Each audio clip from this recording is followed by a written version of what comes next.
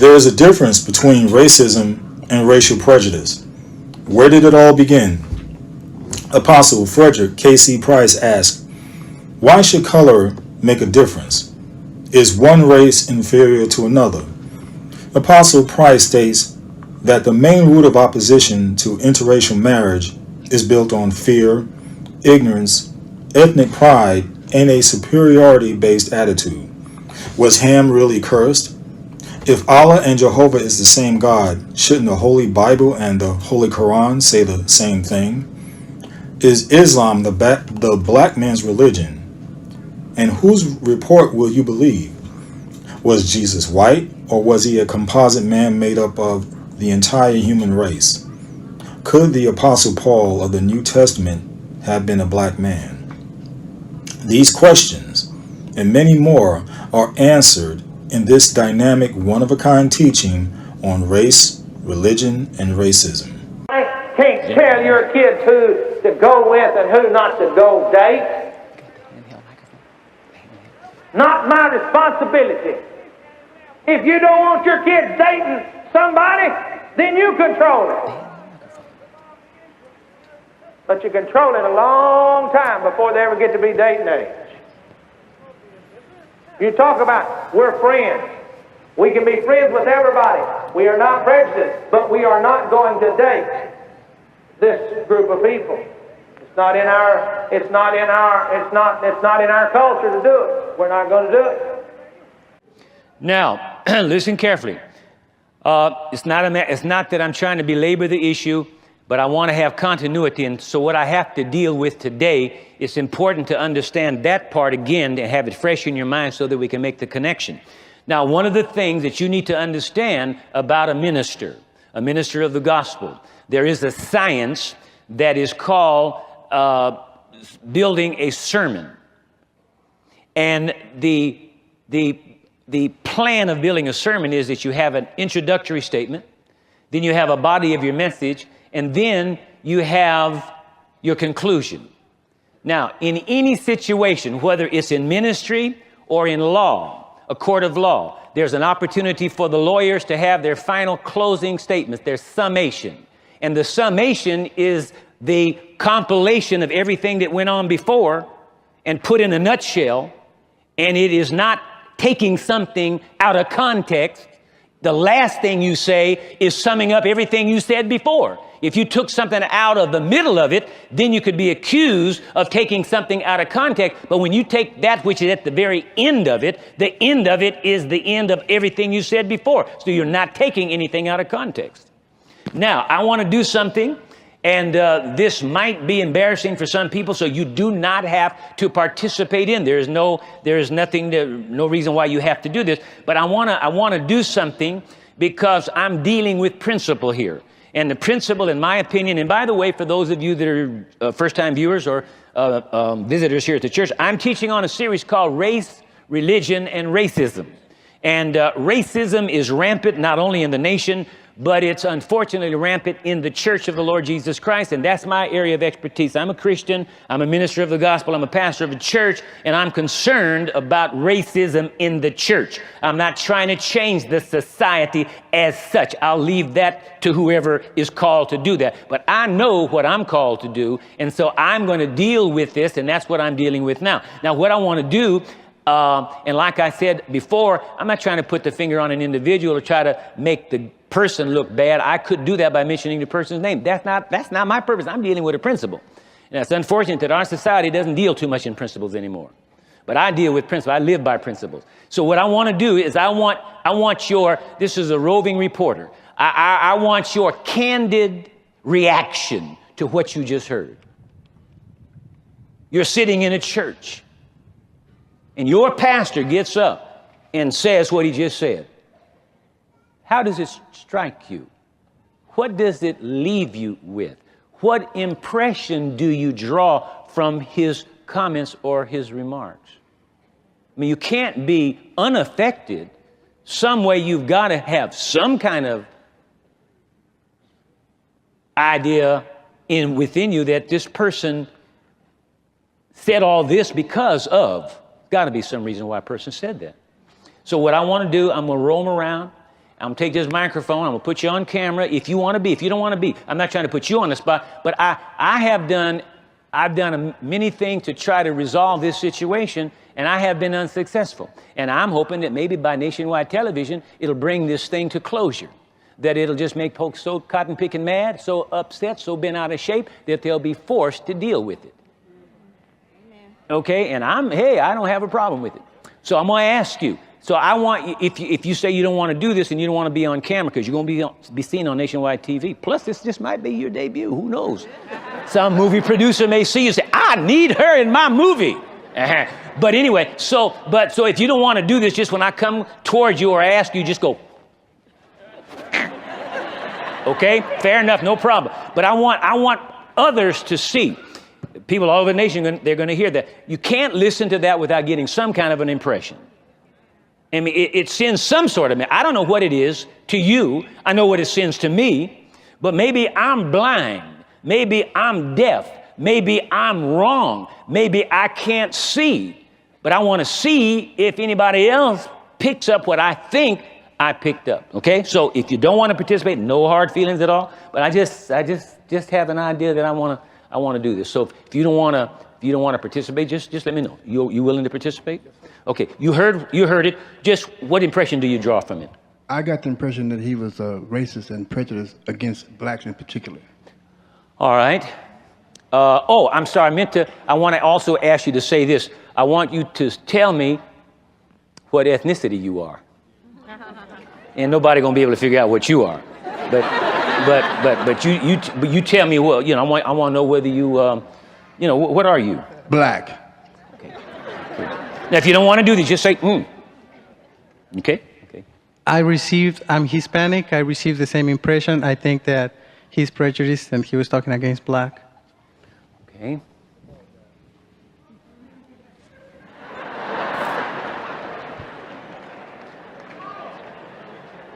You willing? I want these people right on. I want their face right on the screen. Don't do this no long shot. I want this right on the screen. I got the same impression. He was racist against black. I'm black. Are you getting this on the screen? I'm not seeing a face on the screen. Let's go quick, please. I got a lot to cover. I've said what I want, and I want the people's face on the screen. Put my face on the screen. Put me on the screen. Put it on the screen. There you go. Right on the screen. Okay, I want just like that. Come on around here where you can get the shot of the person. There you go. I got the same impression that he was racist, and I'm black. Okay. Now, did you get this gentleman over here? All right, camera crew, you're dropping the ball. You are dropping the ball. And you can see how irate Fred was, but he had to keep his cool because he was in front of a lot of people. He knew he was on camera nationwide. Well, boy, you can tell he was irate. Being behind the camera, and it's kind of like you should know to be in sync with him.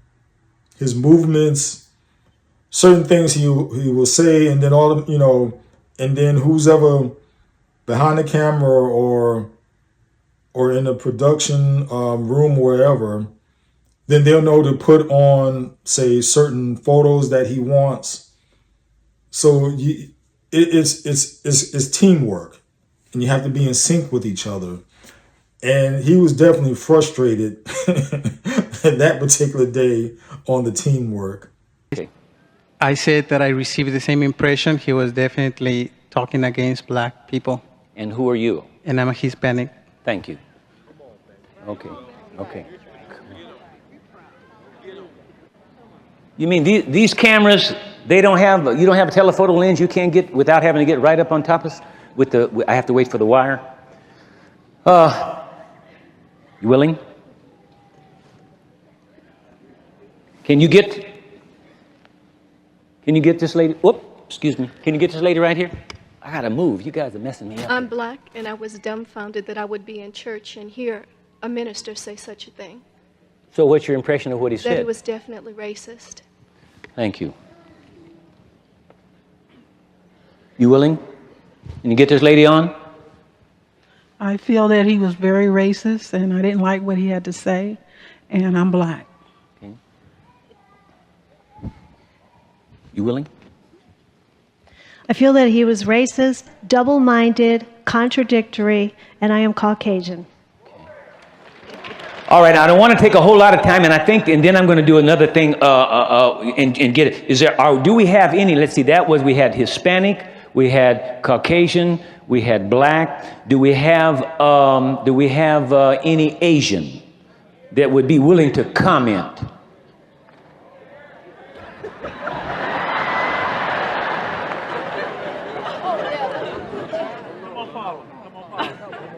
Can we can the camera get on her right here? Okay, good. I was very upset and my feelings were hurt, and I'm part Japanese and I'm part black. Okay. Any other Asian that's not part anything? I mean a real thoroughbred. Oh, yeah, my brother over here, okay. Now listen, I want you to be honest. Don't say something you think I want to hear. I'm not interested in that. I'm interested in getting the pulse of how did this come across? Because see, this man is a leader of people. He speaks on behalf of the Church of the Lord Jesus Christ. It's representative, okay? And if what he says is agreeable to everybody, that sends a strong message. Don't you understand? There's a principle here. It's not comfortable. It's embarrassing. I don't like it, but I'm not going to shirk my responsibility. This is one of the things that has to be done in order to clear up a situation. I'm sure that a surgeon doesn't just relish the idea of having to get in there and dig in somebody's stinking, filthy body that's rotting out, blood squirting everywhere, that he just loves that because he's a vampire and wants to dig in there. But if he doesn't do that, the patient could die. And that's what it's going to take to fix the situation. He's going to have to wade through that blood. He's going to have to get it all over him, but he's got to get that job done. And if he has a heart to help people, he's got to do it. I don't care how comfortable or messy it may be. Now, where is oh yeah, my brother right here. I'm personally very surprised to hear from that minister that he feels that way about blacks. And I think there is a sense of racism in that message. And you are? And I'm Korean American. All right, thank you very much. Now, here's what I want to do. How many of you, now we've heard, now these are different people that spoke, okay? And they all really said the same thing.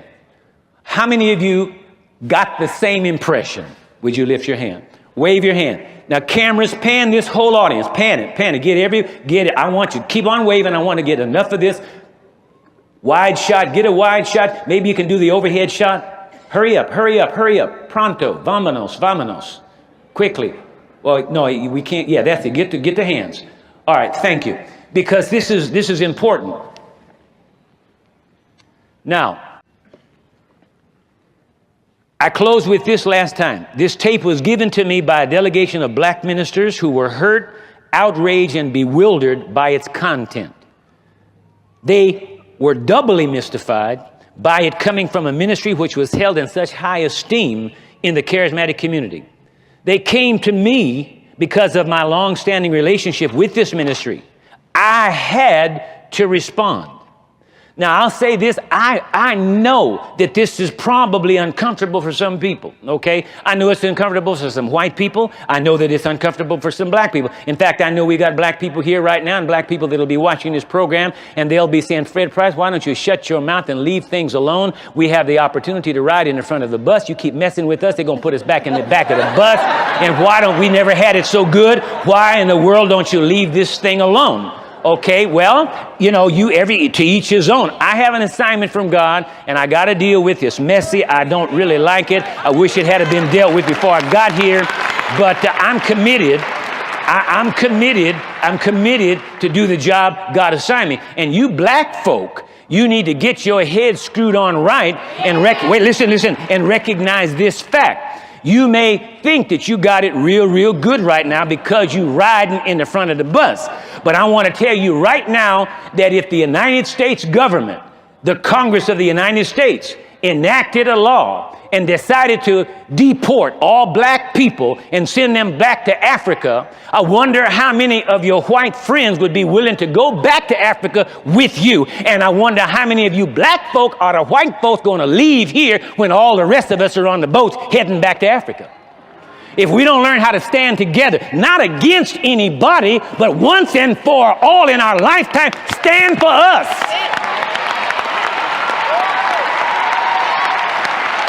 Not against anybody else, just for us for once.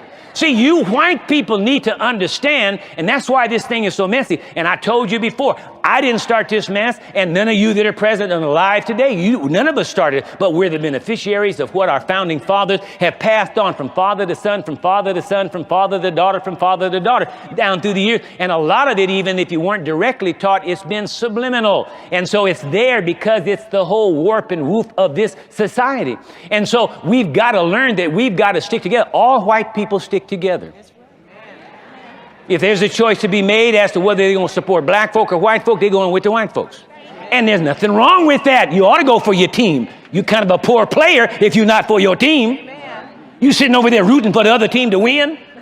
I don't need you on the team. Okay? And it's funny. It's amazing to me. Nobody has a problem. I was born and raised in Santa Monica, California. I've lived here in LA all my life. I've gone to grammar school, junior high, and high school and college here in the Los Angeles area. I can tell you that up here on Vermont Avenue, as you go north, you get to a street called Olympic Boulevard. And if you go east or west on Olympic Boulevard and a few blocks in between, north or south, all you see is big signs that are in Korean, in the Korean language. Listen, there was a time when there were no Koreans here. Now, all of a sudden, they have moved into that area. They have their own stores, their own restaurants, their own laundries, their own everything. Not only that, they have their own language. They put their own language up on the wall where can't nobody else read it. And then the city, the city of Los Angeles even allows them to post a sign and call it Korea Town. Now, I'm not knocking that. Don't misunderstand. I'm not knocking that. What I'm trying to say, nobody protests that. Nobody. I haven't heard anybody protest the fact. What are those Koreans doing down there with a town called by their name? Go downtown to a place called Chinatown, and it looks like you in China. They've got the pagodas, they got the Chinese lions, they got the color scheme, they've got all the paraphernalia that supports China. They even serve Chinese food, and they don't give a care whether you come down there and eat their food or not. They put that food out there because that's it. Nobody has a problem with the Chinese people standing together and having their community and having their businesses and even painting the things in their own colors from their native language. But don't let black people try to get together. Don't let them try to come up with a Lagos town or a Kenya town. All of a sudden now something is wrong. You know why? Because that's the way this nation has been built. It's been built on the fact that black people are inferior and white people are superior. It's a fact. You might as well face it. If you don't like it, guess what? Okay? And so we have to deal with it. This man is a representative of thousands and thousands of people. There are many, many people. And that's why these blacks, they came to me, and because of this long-standing relationship that we had, I, as a black person, I have to act. I have to act. I'm black, if you didn't know it. I'm black. Hey, y'all, I just wanted to backtrack a little bit for when he was having a camera, on the various people, the different people in his audience. I just wanted to get back on that. I love the fact that after seeing all these faces, he showed white people, he showed Latino, he showed Asian, and there were many others in the church. What I love about churches like his, it has a diverse mix. But being black, I love that. The leadership is black, and it goes to I have to applaud those who are not black that were in the church. I have to applaud them. Because it takes a person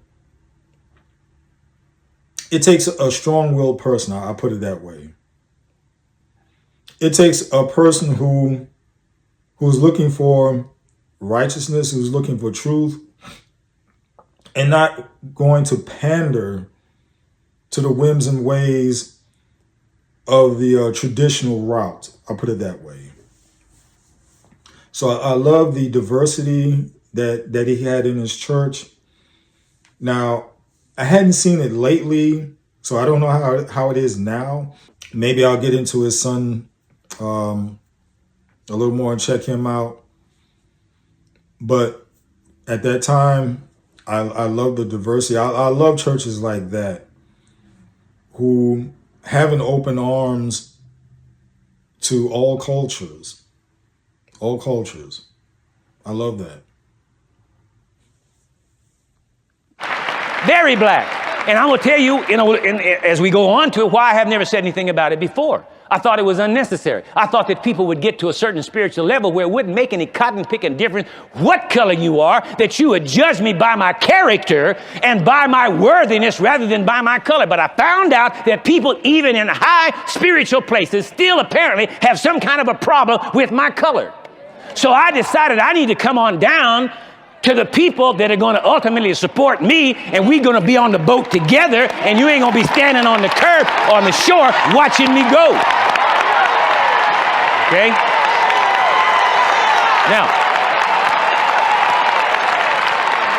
Now, I confronted the brother about this personally, and I did it out of Bible principle. Turn in your Bible to Galatians chapter 2.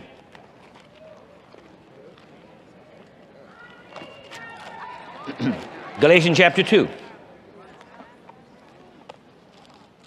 Now, again, I want to say, like I said last time, I'm not mad at any individual person like that. I'm angry about a situation that nobody wants to deal with. Everybody wants to sweep it under the carpet, but they still have it in their hearts. You know, that's what, and so I'm gung-ho on this just like I was gung-ho when I taught faith. And when I taught faith and started doing this 20-some years ago, everybody criticized me. My black brothers criticized me. And I started to say this, and let me finish this. See, you white people, you need to understand, because of what happened in the beginning, there has been a conditioning that has been going on with black people. See, black people we were stripped of our culture. Purposely stripped of our culture. The purpose was so to make us completely dependent upon the slave masters. So families were separated deliberately, husbands and wives torn apart, their children sold right out from under them. They'd never see them again. Think about it. How would you feel if somebody did that to you? See? But of course, animals don't count, so you can do it to black folk because they're just animals. See, that was the concept back there. We're going to get into it. I got historical documentation on chapters, verse, and copyright. I will give it to you later when we get to that part of it. But what you white people don't understand, and a lot of people, all the other ethnic groups, you don't understand, we have been so conditioned that we actually, we're black people in America are really white. They're white, they're really white with black skins. Here's why I say that. We don't know anything else. We don't know anything about our culture. We don't know anything about our past. And the only thing we know is the culture that we were placed into. So our forefathers and all of our ancestors have grown up with that and they passed it on. So that's why we have values and things that are very white oriented. And because we've been put down and it's been subliminal all down through the years, that we really can't even accept another black person in a position of authority until the white person accepts them first. When I first got called, listen. When I first got called by God to begin to deal with the message of faith, not a black person in America, not a black church, not a black ministry would invite me to come. All of the ministry. God knows this, and God knows how to get in so that he can put his person, his man, his woman in position to be able to speak through them. And so God knew that black people would not receive another black man until the white man had validated his authenticity. And so all of my ministry was to white people. For quite a few years, everywhere I went to Australia 4 or 5 different times. To Australia, ain't nobody down in Australia but white folk and Aborigines. And I did not get sent to the Aboriginals, okay? I ministered always to white people. Now, after a while, I got some credibility among the white people. And thank God, and when I say that, please don't be offended. I said this already before in another message. I know everybody's not like this. I know everybody doesn't have this kind of thinking. But like I said, there's too many that do. And the ones that don't have it have shut their mouths and haven't said anything about the ones that do have it. So to me, they're just as guilty. They're accomplices. Accessories after the fact. If your mother, your father, your grandfather, your cousin is wrong, have you told them they're wrong? Have you stood them face to face and said, listen, I love you. You're my father, you're my mother, you're my grandfather, and I love you and I appreciate you, but Dad, you're wrong. That's just not wrong to treat people like that or even have those kind of thoughts or tell them kind of jokes about those people. Have you faced them with it? No, you went right along with it and smiled. No, you weren't for it, and you would not overtly do anything to a black person. But you have by your silence. Now, once I got a little credibility among the white people, and thank God for the good white people, I wouldn't have had any kind of credibility. I wouldn't have had an opportunity to, because everybody's not. Everybody's not prejudiced and not racist, and so they saw the value in what God had deposited in me. The first person that would print my book, I mean, I could name the company right now, one of the biggest religious book publishing companies down through history. If I mentioned their name, everybody in here would know that name. And the man that did print my book, Buddy Harrison, a white man out of Tulsa, Oklahoma, who started Harrison House Books, came to me and said, Fred, what you're teaching needs to be put in print. And I'm starting a book company, and I want you to be one of my authors. And he sat me down and told me that the name of this big company said, they will not print a black man's book. See, back there, they wouldn't do it. Back there, they were very standoffish. Now, today, they'll do it because they realize that dollars don't have no color. Black dollars spin just like white dollars spin. Cash register don't know no difference. It's just a dollar. It spins. And they said they would not print a black man's book because nobody's going to buy it. See, this is the mindset, see? Ain't nobody going to listen to no black man. What's an ignorant nigger going to tell you? This is the attitude. I'm sorry, but this is it. And so blacks wouldn't even accept me. I couldn't get a speaking engagement nowhere among blacks. Everywhere I went, everything I did was white. Till I got enough, and I believe this word that I got. And I started using it, and God began to promote me. He promoted me past and out of white folks, black folks, red folks, brown folks, and red folks. Can nobody in America claim this faith dome in this ministry? I put Fred Price where he is. I tell you who put me where I is, God Almighty. And that's the reason why God gave me this assignment, because see, I don't owe nobody nothing. I don't have to hold my tongue because I'm not dependent upon you. Are you following me? I'm not dependent upon this group over here. If you say too much, they're going to stop supporting you. Keep your chum change. Hey, I have a very rich Jewish friend. His name is Jesus. You better let me alone. Okay? Now, Galatians chapter 2. Did you get Galatians chapter 2? All right, now watch this. I confronted this man with this on a one-to-one basis. See, I'm talking now publicly, and of course, I still haven't told you who he is, but I'm talking now only because I believe that the principle is so important that it needs to be dealt with. It needs to be put right out on the table, and we need to deal with it one way or the other. Clandestine operations are no longer in vogue. We got to come right out and be honest about it, like those scriptures I read to you last Sunday in terms of honesty. And like I said, I know it's uncomfortable. And like I said, I know a lot of black folks wish I wouldn't even say this, and they're not going to all be in agreement with me. But I didn't get my marching orders from them. I'm sorry that they've become so white that they cannot see we're black. I've even had people tell me that others in the black community have said to them, you're too black. We would help you, but you're too black. Tell me how I can be too black. Tell me how I can be too black. I don't care what I do, I'm going to always be black. And some of you yellow niggas, you light skin, you high yellows, you mulattoes, and you octoroons and quadroons, honey, you still black. You still black. And boy, you better not let them find out that you're black. And you better be careful who you marry and have a little bambino, because you don't know how far back the genetics are going to go. And one of these days, you may end up with something you don't want there in the delivery room. And you're going to be in big trouble because everybody's going to know who you are.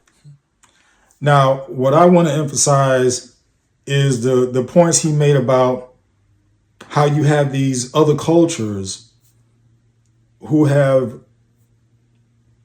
who have specific, say, neighborhoods, cities, little cities within the cities, and they have retained their culture. They have retained what identifies them. Okay. Now, again, when it all boils down to it, we're speaking on the terms of being a Christian. We're all Christians, but there is still that identity part of us, whether you are Anglo-Saxon, whether you are German, whether you're Jewish, Italian,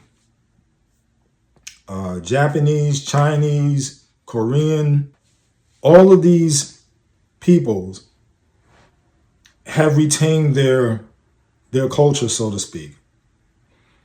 We, being black people or African Americans, however you want to put it, we have lost our identity. Now, at the same time, I'm glad that of being a Christian. Now, will we still be Christian if we still have the identity that that our ancestors or forefathers came over here? Don't know. But then again, there are plenty of Christians in Africa.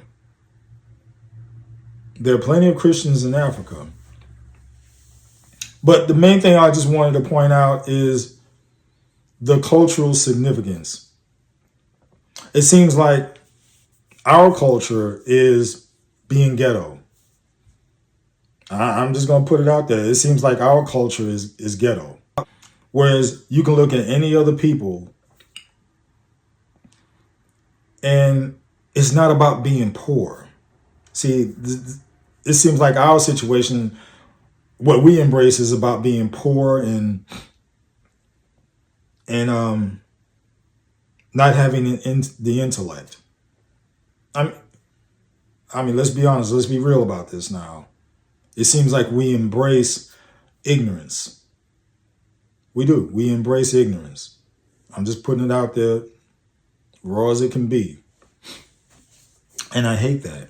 But again, look at what I'm talking about. You see these other cultures. You see them, and you see, like I said, it's not about being poor. It's not about being poor. And yes, we can look at we can look at the now the singing, dancing, that kind of thing. But I hope you see what I'm getting at. I hope you see what I'm trying to say here. And every time we had a situation, whereas when it came to uplifting the people, for instance, Black Wall Street, it was burned to the ground. Burned down to the ground. And there are other situations like that also. But we have always had it hard like that. Just something to think about.